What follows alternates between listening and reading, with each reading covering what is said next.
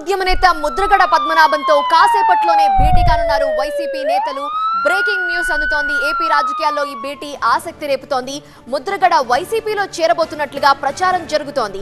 ఎన్నికలకు ముందు ముద్రగడ పద్మనాభం ఎలాంటి నిర్ణయం తీసుకుంటారు అన్నది ఆసక్తికరంగా మారింది. ఇటీవల కాపు సంక్షేమ సేన అధ్యక్షుడు చేగొండి హరిరామ జోగయ్య కుమారుడు సూర్యప్రకాష్ కూడా వైసీపీలో చేరారు. గతంలోనూ ముద్రగడను కలిశారు జిల్లా వైసీపీ నేతలు. పార్టీలోకి ఆహ్వానించారు. ముద్రగడ లేదా ఆయన కుమారుడు పోటీ చేస్తారని కూడా ప్రచారం జరిగింది. వైసీపీలో ఇన్ఛార్జ్ల మార్పు సందర్భంగా ముద్రగడ పేరు ప్రకటిస్తారనుకున్నా అది జరగలేదు. పైగా ఆయన కోరుతున్న చోట ఇన్ఛార్జ్లను నియమించారు. దీంతో ముద్రగడ సైలెంట్ అయిపోయారు. తర్వాత జనసేన నేతలకు టచ్ లోకి వెళ్లినా ఆ ప్రయత్నాలు ఫలించలేదు. ఇటీవలే పవన్ కు ముద్రగడ ఘాటు లేఖ రాశారు. ఆ తర్వాత వైసీపీ నేతలు మరోసారి కాపు నేతను సంప్రదించారు. ఇవాల్టి భేటీలో ఆయన పార్టీలో ఎప్పుడు చేరతారు అనే దానిపై క్లారిటీ వచ్చే అవకాశం ఉంది.